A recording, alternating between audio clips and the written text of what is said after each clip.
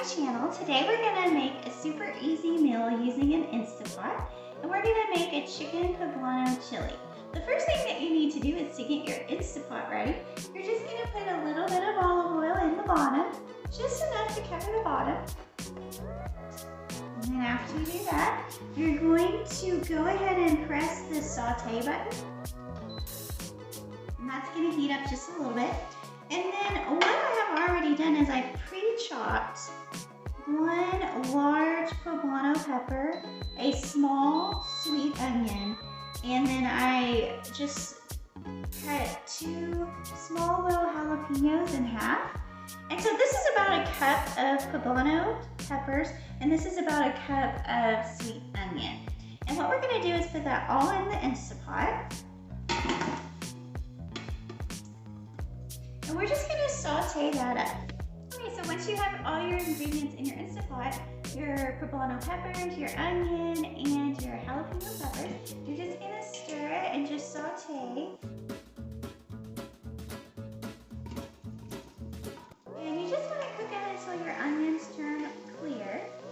And then you'll be ready to add more ingredients into your chili. Okay, once your onions have turned clear, and you saute your vegetables for just a few minutes, then you're ready to turn that off.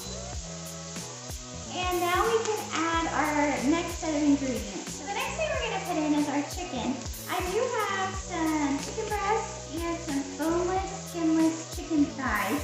You can use all white meat, you can have dark meat, you can mix it, whatever you wanna do. I just happen to have some chicken thighs and some chicken breasts. And it's about 3 chicken breasts and about 4 chicken thighs that I have here. I'm gonna add that into my mixture. We're gonna add some chicken base, and I put about a half a teaspoon of chicken base into a cup of water so that it can be dissolving. We're gonna add that into our chili mixture. And I have 1 pound of northern white beans that I've already rinsed and drained. I'm gonna put those in. I also have 1 pound of sweet corn. You can use any type of corn you want, but it was frozen corn. It's about 1 pound. I'll put that in. I'm gonna add some chives to the chili. And I'm gonna put about a tablespoon of chives in. I'm also going to put a teaspoon of cilantro into the chili. I'm gonna put a teaspoon of paprika.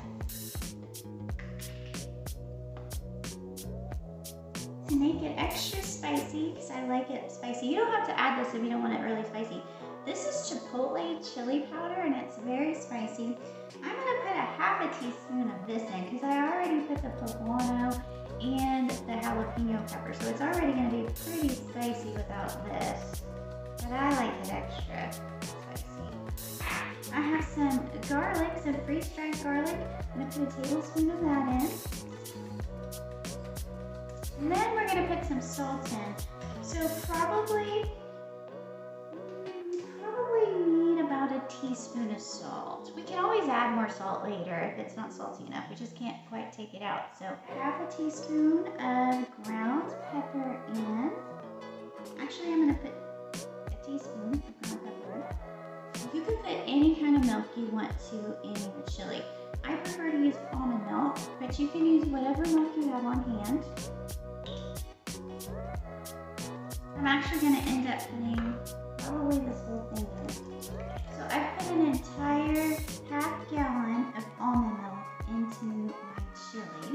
And I'm going to give it a stir, and then it will be ready to cook. Okay, now what I'm going to do is put the lid on. And then turn the thing there. Okay, and now I'm going to put it on the bean chili option. I'm just going to press that, and we're done. And then it just has to cook for about 2 hours, and then it'll be ready to enjoy. And I like to have this chili with tortilla chips sprinkled over the top, with some ground cheese, and possibly some chives or some onions that I might have on hand. But I'll show you what it looks like as soon as it's finished.